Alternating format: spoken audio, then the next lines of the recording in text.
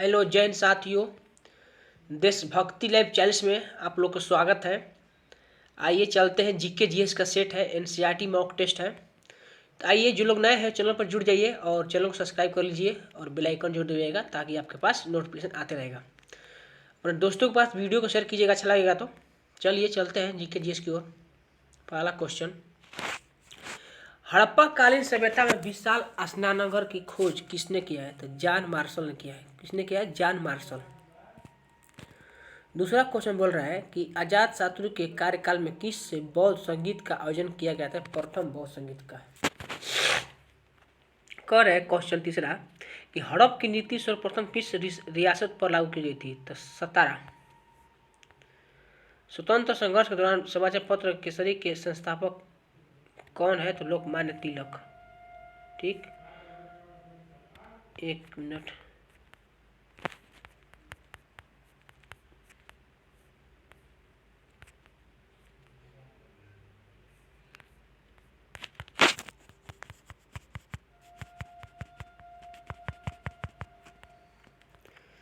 चलिए question number आते हैं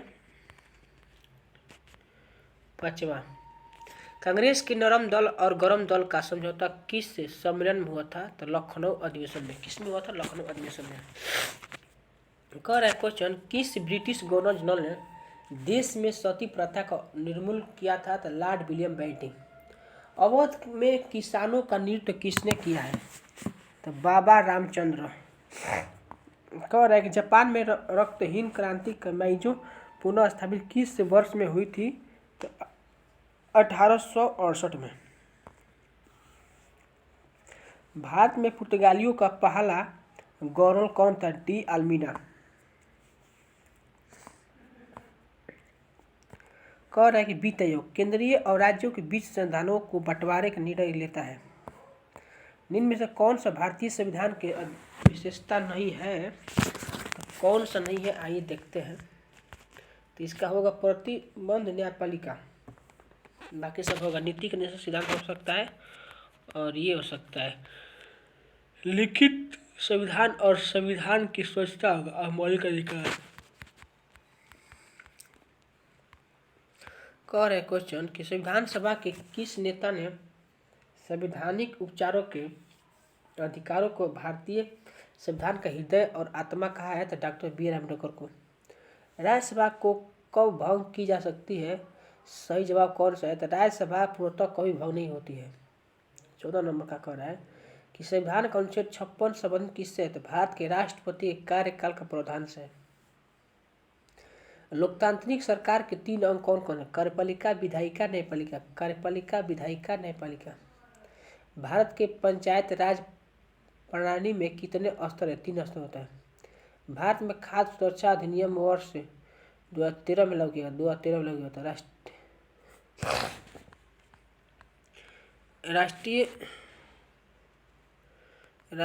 राष्ट्रीय प्रतीक में सिंह के अलावा और कौन से जानवर की आकृति होती है? बैल तथा घोड़ा के। राष्ट्रीय प्रतीक में सिंह और अथवा राष्ट्रीय के सिंह अलावा कौन सी आकृति होती है? बैल और घोड़ा। दक्षिण गोलार्ध में उत्तर अनंत किस दिन होता है? तो 22 दिसंबर को होता है। 22 दिसंबर। यदि पृथ्वी का अक्ष झुका नहीं होता है तो सूर्य का किरण केवल लंबवत पड़ती है भूमध्य रेखा पर। भूमध्य रेखा पर।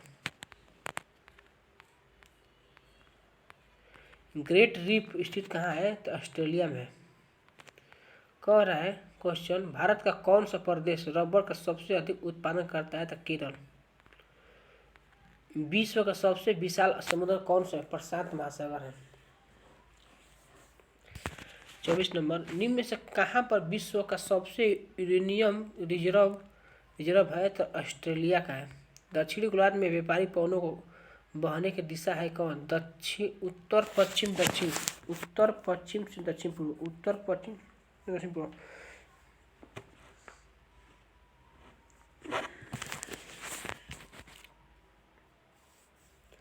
निम्नलिखित में कौन सा शहर गोदावरी नदी के किनारे स्थित नहीं है? नक्सारी नहीं है।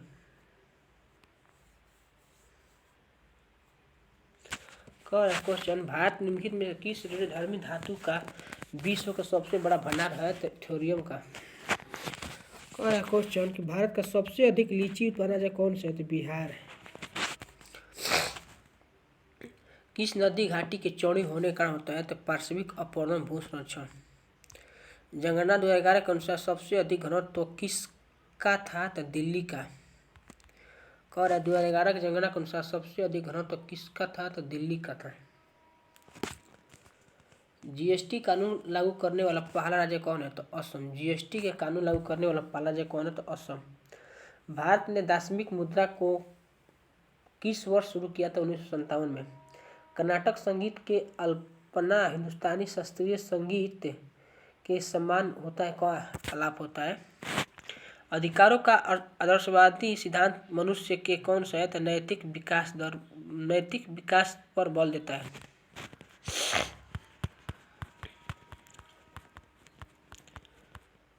चलिए, अंतर्राष्ट्रीय योग दिवस को मनाया जाता है 21 जुलाई को। अंतर्राष्ट्रीय योग दिवस कहता है तो 21 जुलाई को मनाया जाता है।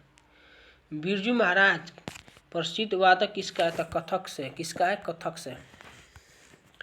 जीवों के आकृति एवं संरचना अध्ययन का क्या कहते हैं? आकारिकी कहते हैं। आकारिकी। एक कोशिकीय यूकैरियोटिक सूक्ष्म जीव को दिया गया नाम बताइए? तो प्रोटिस्टा होगा। भोजन का पाचन सामान्य रूप से छोटी आंत में होता है। छोटी आंत में होता है। उभयचरों में श्वसन की विधि क्या कहते हैं? तो मुख, त्वचा, फुफ्फुस। रक्त समूह प्राणी की खोज किसने किया?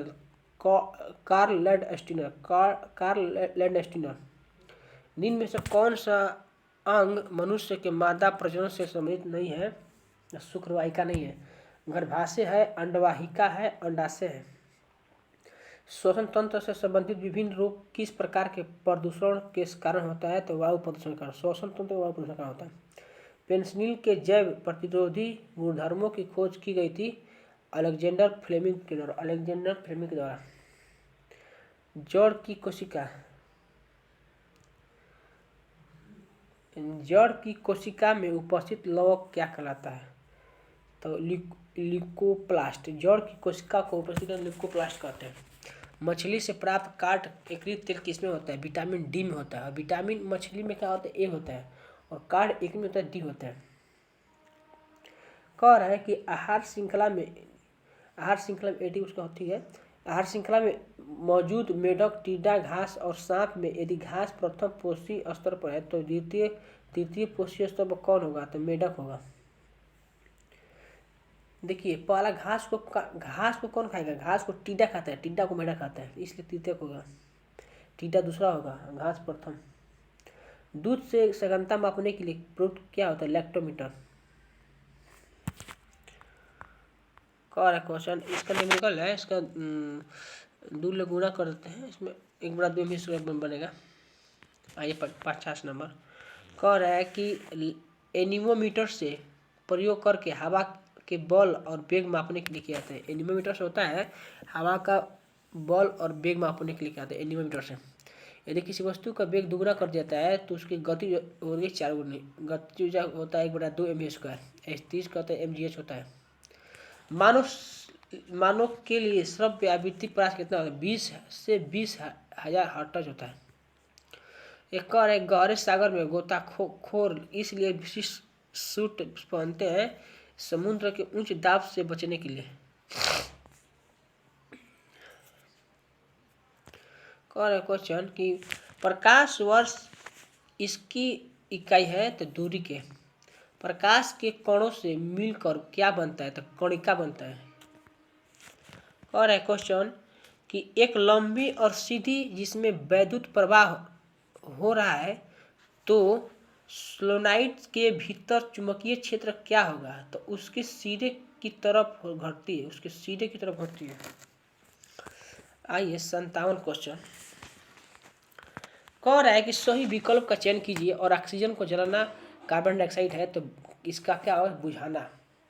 देखिए, ऑक्सीजन का जलना और कार्बन डाइऑक्साइड का बुझाना। सहसंयोजक अणु का उदाहरण क्या होता है? तो कार्बन टेट्राक्लोराइड। सहसंयोजक अणु क्या होता है? तो कार्बन टेट्राक्लोराइड होता है। कह रहा है क्वेश्चन कि एक परमाणु के नाभिक में सम्मिलित क्या है? तो न्यूट्रॉन और प्रोटॉन। एक नाभिक में क्या होता है तो एक परमाणु के नाभिक में क्या होता है, एक परमाणु के नाभिक में क्या होता है, न्यूट्रॉन और प्रोटॉन होता है। क्या होता है, न्यूट्रॉन और प्रोटॉन। और एक क्वेश्चन, निम्नलिखित में कौन सा विकल्प अक्रिय गैस नहीं है। अक्रिय गैस नहीं है तो क्लोरीन जो है ना कि गैस नहीं है, ठीक है। सुन लीजिए, गैस कौन सा, क्रिप्टॉन गैस है, आर्गन गैस है और जिनान गैस है, लेकिन क्लोरीन नहीं है। निम्नलिखित में कौन सा सामान्य नमक का स्रोत है, तो हाइलाइट क्या है, नमक का स्रोत है। बक्साइट तो खनिज है भी नहीं है, पायराइट भी नहीं है, कैल्साइट भी नहीं है, लेकिन हाइलाइट क्या है, एक नमक है। नमक का पीएच में पूछता है तो 7 होता है। अब पानी का आएगा तो 7 होगा। पानी और नमक आदमी को 7 दिन नहीं मिलता है तो आदमी चैन से नहीं रह सकता, इसलिए 7 होगा। गेमेक्सिन डीटी और ब्लीचिंग पाउडर महत्वपूर्ण यौगिक है किसका, क्लोरीन का। किसका होगा, क्लोरीन का।